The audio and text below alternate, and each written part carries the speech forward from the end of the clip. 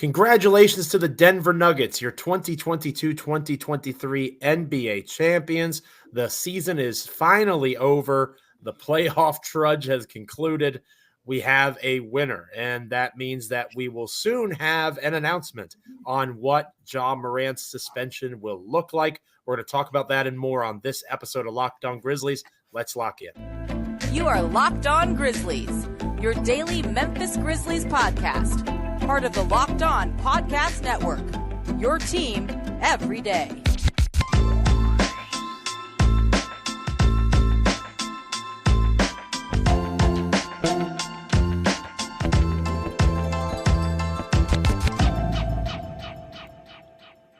Yes, once again, congratulations to the Denver Nuggets. The NBA Finals are over. Nikola Jokic and company are the champions of the world, and nobody is happier to get to go back to their horses than Nikola Jokic. I think we can all agree on that. But I think we all can probably agree at this point as well, no disrespect to Giannis Antetokounmpo, Nikola Jokic is the best player on the planet, and the NBA Finals displayed that, at least for now.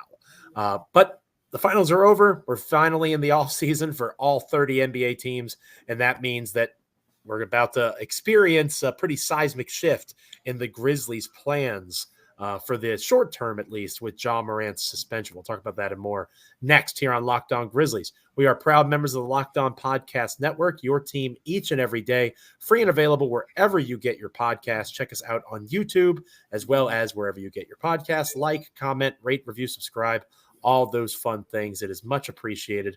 My co-host Damichael Cole and I very much appreciate you making us part of your NBA and Grizzlies experience each and every day.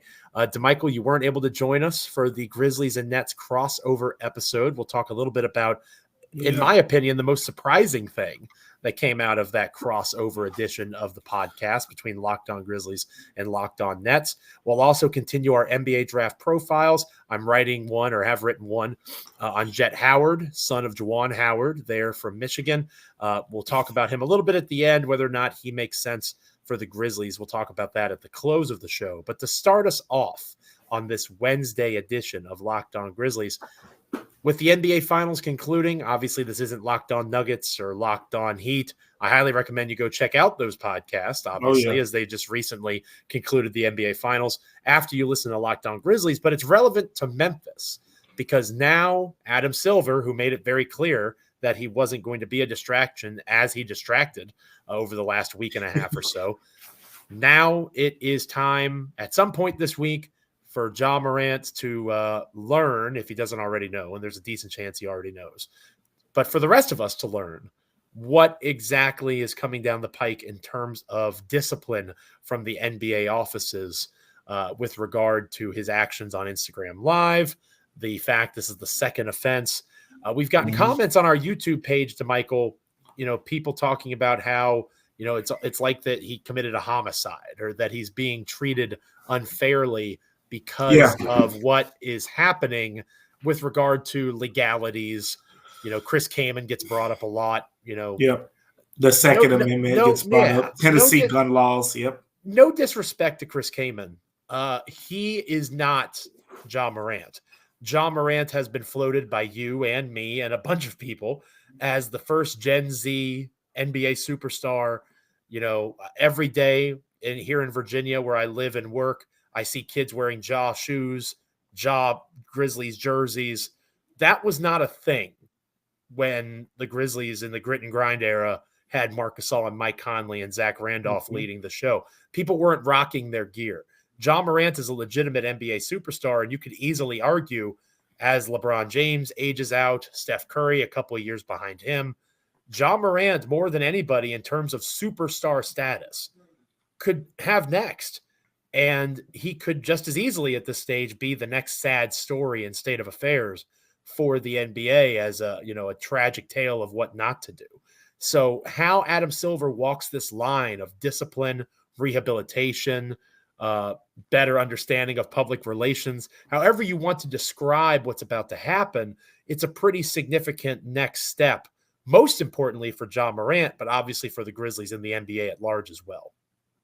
Yeah, I mean, it's a lot at stake here, and people are trying to figure out how will Adam Silver handle this situation. There's so many different ways he could go, and we've read between the tea leaves of, the comments he's made leading up to this process, which I've kind of compared to like a press run before an album, right? Like every time we look up, it's something new. He's saying something new, and it's like, I thought this wasn't going to be a distraction, but that's neither here nor there. I let Joe already give him a mouthful on one of our earlier episodes. If you missed that, I did say a lot. Yeah, we don't have to revisit that.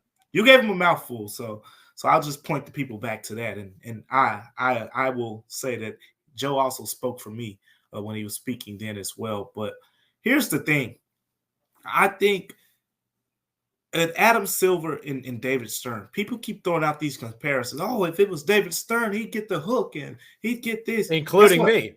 Guess what? I agree, but we have to remember this: Adam Silver has taken over a different NBA than the one that David Stern took over. You know, like I know, when David Stern took over the NBA, they were fighting for their financial lives.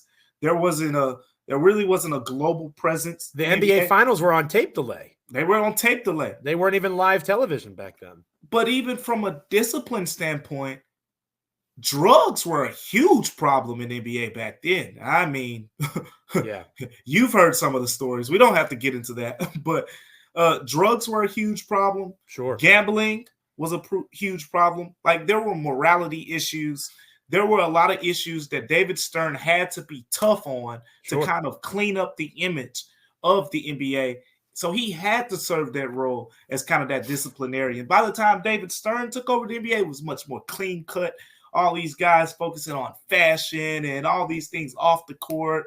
And I mean, it's a whole different league now. So with all these financial incentives and as not David Stern, Adam Silver had really referred to Ja Morant as one of the faces of the NBA.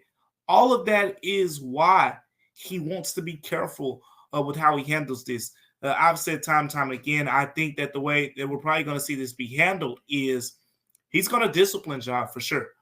But I think the most important part of this process to Adam Silver and to the league office is the rehabilitation part that you mentioned earlier. Maybe some gun sensitivity training, some exercises on things like that. Maybe a different type of counseling they'll put Ja into. Remember, one of the things he said in that Dan Patrick interview was, we want to get Ja help, and not just for a couple sessions. He kind of felt like he was alluding to, when Ja, during the time away from the Grizzlies, when he went and got the counseling and he came back, and people were wondering, well, is he still going to be doing counseling, or like, how was it? Because he just went down to Florida and he's already back.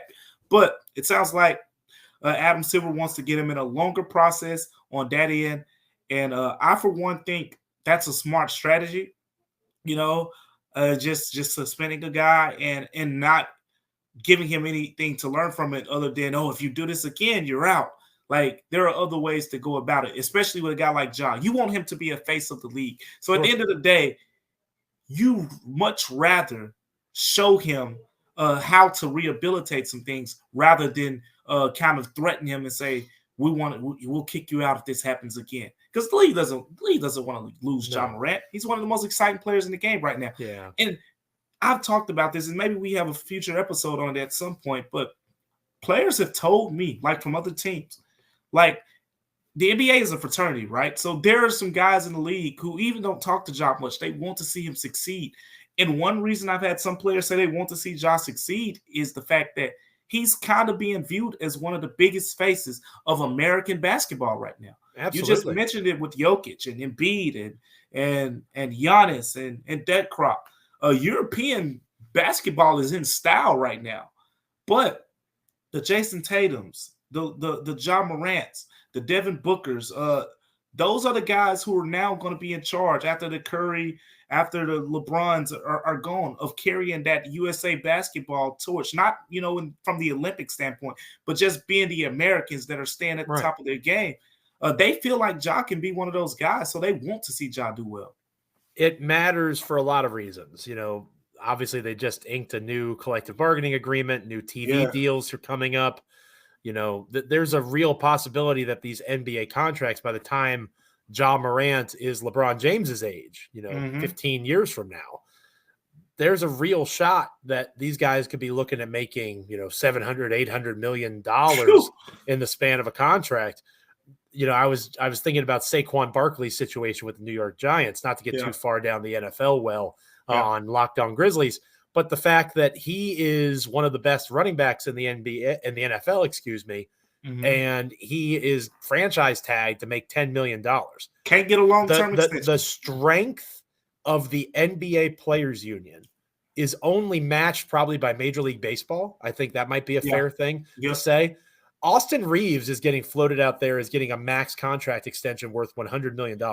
Who is more valuable as an athlete, Saquon Barkley or Austin Reeves? It's not even close. It's not even a contest. And yet, here's a guy who can only get guaranteed $10 million. And Austin Reeves is about to get almost $100 million potentially in guaranteed money. So I think that you have a lot of football players wishing they were a little bit taller. And I also think that you look at this from the standpoint of Ja is a key component of making that be reality, as opposed to two guys talking on a podcast in 2023. That is possible. If you looked back at the NBA 10 years ago and said, guys will be, role players, sixth men will be making $100 million, people would have laughed in your face. Yep. Now it's commonplace for that kind of money to be spent. And I think it will only continue to grow and evolve and adapt. Ja Morant's a major piece of that. So I'm with you. I don't think they want to punish. I think that they will have an angle where they'll do their best to walk the line. People that want him out for 16 to 20 games, I think he's going to be out for about that long, but it's not going to be phrased as a suspension. They're going to be careful with their wording. They're going to tell Ja, you're going to this therapy, or this counseling, you're going to do this gun training, whatever the case might be. And I do think that a Friday news dump makes the most sense for them. Makes the most couple sense, of days. Yeah. I'm not sure when the Nuggets parade is. It's probably, today, Thursday. There you go. Friday makes all the sense in the world. So that's my prediction. I see. You don't have to worry about the talk shows. Correct. The whole weekend, you don't have to worry about Skip Bayless going in on it. Well, Shannon Sharp's not on Undisputed anymore. That's but true. You got Stephen A. and all the other talk shows. You don't have to wait a couple days. Yep. Exactly. So I think that's where we'll be with Ja, and obviously we'll continue to keep an eye on it for you here on Locked On Grizzlies. But coming up next, we're going to take a look at our previous episode of Locked On Grizzlies. Disappointed, understandably, that Damichael wasn't able to join us, but we had a great conversation with the Locked On Nets crew about various trades that can make sense between Memphis and Brooklyn. And the Brooklyn Nets folks were really enamored with one Brandon Clarke, and I want to get Damichael's take on that next here on Locked On Grizzlies. But first, Prize Picks. Maybe you're thinking, these guys are going to talk about Prize Picks. Why in the world are they bringing up Prize Picks? The NBA Finals are over. The daily Superflex promotion has come to its conclusion. Well, wonderful listener, wonderful viewer, what you're not realizing is Prize Picks, as we've talked about before, has not just NBA basketball, but also Major League Baseball, PGA golf as the U.S. Open approaches. You could look at the WNBA, esports, NASCAR, tennis, all the way through cricket. Just about every sport with the projections available are available via Prize Picks. And remember, you're not going against others. It's you against the projections that are available. Entries that can be made in 60 seconds or less, very easily with safe and fast withdrawals, operational in more than half of the United States as well as in Canada. Download the Prize Picks app or go to prizepicks.com to sign up and play daily fantasy sports. First-time users can receive a 100% instant deposit match up to $100 with the promo code Locked On. If you deposit $100, Prize Picks will give you $100. If you deposit $50, Prize Picks will give you $50. It's that simple. Don't forget to enter the promo code Locked On at sign up for an instant deposit match up to $100. When we come back here on Locked On Grizzlies, the curious case of Brandon Clarke. I'm not as high on him as Brooklyn is, apparently. We'll see what Damichael thinks next. Welcome back to Locked On Grizzlies. I am one of your hosts, Joe Mullinax, joined by my co-host, Damichael Cole of the Commercial Appeal there in Memphis, Tennessee. Make sure you're giving him a follow on Twitter at DamichaelC. You can follow me on Twitter at Joe Mullinax. Damichael does great work at the Commercial Appeal. I do less good work, but still pretty solid over at Bluff City Media. Great work. Oh, well, thank you, Damichael. I appreciate that. I promise I wasn't fishing for compliments. Between the two of us, a lot of coverage experience with the Memphis Grizzlies. Damichael's been on the beat for a couple years now. You made the right choice when it comes to talking Grizzlies basketball, being here with us on Locked On Grizzlies. As I mentioned before, shout out to Adam of the Locked On Nets podcast. Really enjoyed my conversation with him yesterday. And the fascinating thing, and again, they aren't trading Mikal Bridges. That's not as surprising. They would really like to get rid of people like Patty Mills, which, again, less surprising.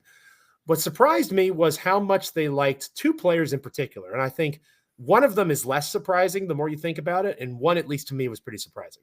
He really liked Santi Aldama, which if you are an outsider to the Memphis Grizzlies and you don't watch every game, you don't know that he was a defensive liability at times in that Lakers series. You look at his numbers, he's a 6'11" guy who shoots almost 40% from three. A lot of skill. Sign me up, right? I think that's less surprising. But he was really into Brandon Clarke. And it got to the point where I had to say, you do know he blew out his Achilles, right? And he's like, oh yeah, I think he can, come back from that and be a pretty good basketball player. He would sign off on something. We agreed to a framework. It would be like DFS, Dorian Finney-Smith, Royce O'Neal, and Patty Mills for Brandon Clarke, Tyus Jones, and that would pretty much be it. Like whatever other money had to make it work. And, he didn't even necessarily say that number 25 in this draft had to be included. And that was mildly surprising because Brandon Clarke, so much of his game is dependent on his ability to leap and his ability to releap, his releap ability, right? Getting off the ground so quickly. It's not like he has a jump shot that he can depend on. It's not like he has a game that has layers to it in terms of offensive skill. He is very much elite when healthy at getting to the basket, finishing at the rim, but that's because of his athleticism, which even in 2023, after blowing out Achilles, I think it's fair to be mildly concerned about. So I am of the mind that, again, that was the basic framework, Clarke, Tyus for DFS, Royce O'Neal, Patty Mills. To me, that checks a lot of playoff basketball boxes in the here and now. And the Brooklyn Nets are not as concerned about Brandon maybe not being able to play next year or not being at full speed, maybe is the best way to play it next year, because they're not really worried about making the playoffs or contending for a championship, whereas the Grizzlies are. So to me, that was the biggest surprise. He would totally be cool with a Brandon Clarke for DFS sign-off. And in the short term, I'm not sure there's an argument against that for the Grizzlies. Long term, there's, if Brandon Clarke comes back healthy, Brandon Clarke is better than Dorian Finney-Smith.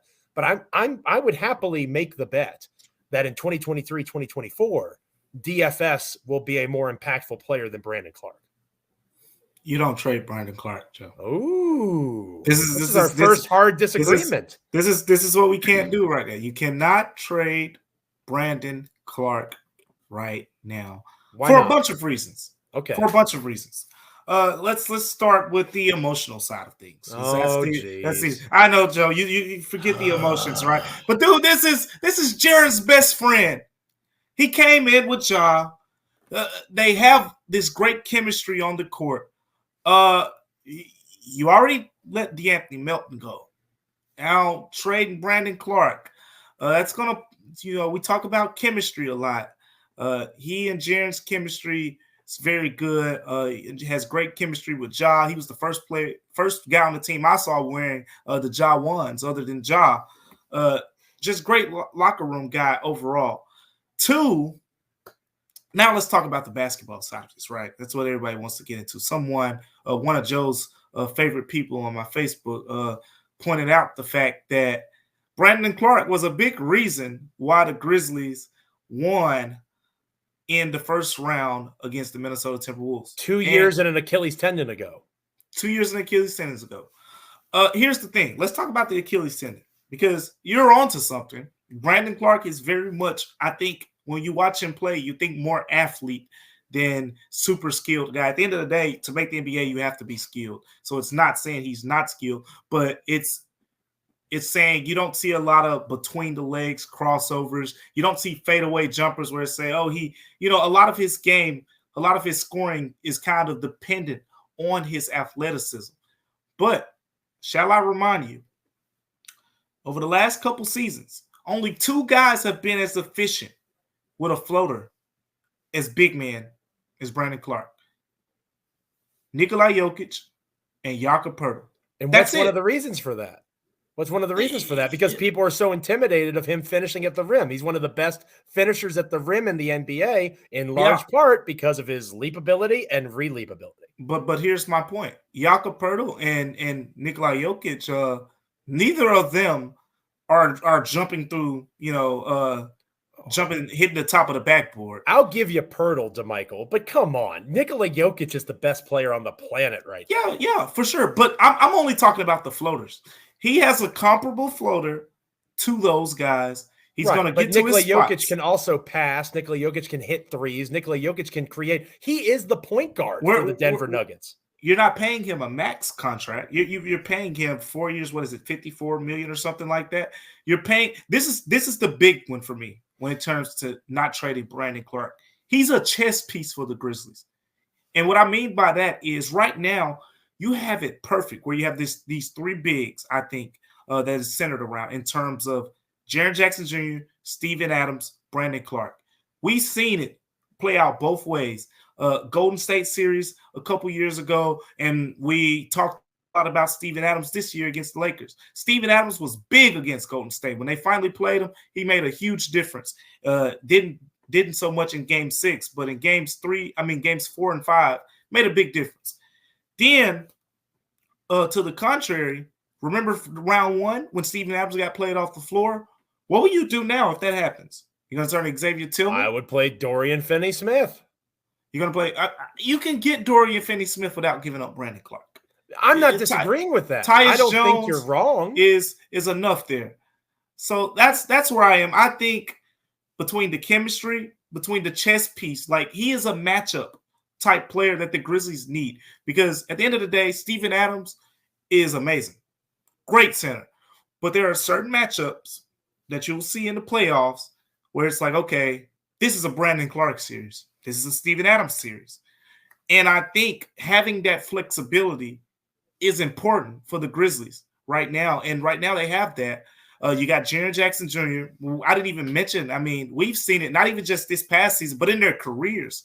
The net rating numbers with Jaren Jackson Jr. and Brandon Clarke on the floor together, they speak for themselves, like over their careers. Not just this season, not just last season, for their careers. So that's where I am. I think Brandon Clarke is an integral piece to the Grizzlies in the future. I think with the Achilles, I'm not going to get too much into science because you've made it very clear that science is you don't have the trust, Joe. You don't trust the science enough. I trust the science. That's not necessarily true. I trust the science of medicine. Okay. I am saying that this is a player who so much of his game is predicated on that one specific thing. I'm saying. I get it. But we can disagree. We don't have to agree all the time, Damichael. That's all right. I get it. No, it makes perfect sense to me. I think we can revisit this down the road. And I do want to – and I do want to specify that I agree that you can get DFS without trading Brandon Clarke. I'm not saying that's not true. I was just intrigued by how interested Brooklyn was in Brandon Clarke. Oh, yeah. And I would be interested in Brandon Clarke too. Moving forward.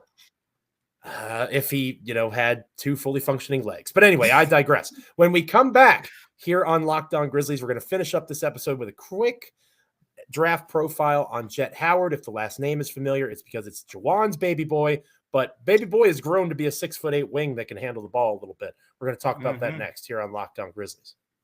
Welcome back to Locked On Grizzlies, finishing up here on this Wednesday edition of the show. I am Joe Mullinax, one of your hosts, joined by my co-host, Damichael Cole, the commercial appeal there in Memphis, Tennessee. Damichael, I have over at bluffcitymedia.co another NBA draft profile live on Jet Howard. I wrote about Brandon. You're churning them out, man. You're churning those profiles out. The mock draft is where I do my research, right? The community mock NBA draft. That's where I go and watch some film. I'm not going to pretend I'm an expert on all these guys like other people, but I spend about 20 to 30 minutes per prospect, whether it's, sitting when I'm supposed to be doing something else at work or, late at night when my family's asleep. I'll watch some film and, I'd say I put in about 5 or 6 hours of watching this tape. So I've watched Jet Howard for about 20 minutes or so, and I've read up on Jet Howard. And I'm confident in saying that I think he's going to be a good NBA player, but I don't think he's good for the Grizzlies. And here's why. I think that he has an offensive skill set that you love to see from a 6'8" wing. He can handle the ball. Yeah. He's really strong in the pick and roll. He actually kind of reminds me of DeMar DeRozan in the way that he can play and do some pull-up jumper kind of things. He shoots the three better than DeMar and more willingly. But in terms of just creating space off the dribble and using his frame well offensively, there's a lot that he can do, and he makes a lot of sense, as you've talked about here on Locked On Grizzlies before. The Grizzlies want guys that can play, theoretically, the 2 through the 4 in terms of positions as the NBA becomes more positionless. Jet Howard can do that. And again, his father being Juwan, even though he's a little bit light in terms of frame right now, I'm willing to bet on genetics that he's going to fill out a little bit over the next few years. He's only 19 on draft night. Jet Howard defensively just wasn't as proficient as you would expect him to be at his size with his frame. Really strong player offensively, not as good defensively. I think there's better options for the Grizzlies around 25 that are more two-way, two-side of the floor type of guys that could help with their current state of affairs if they have to pick at 25 overall.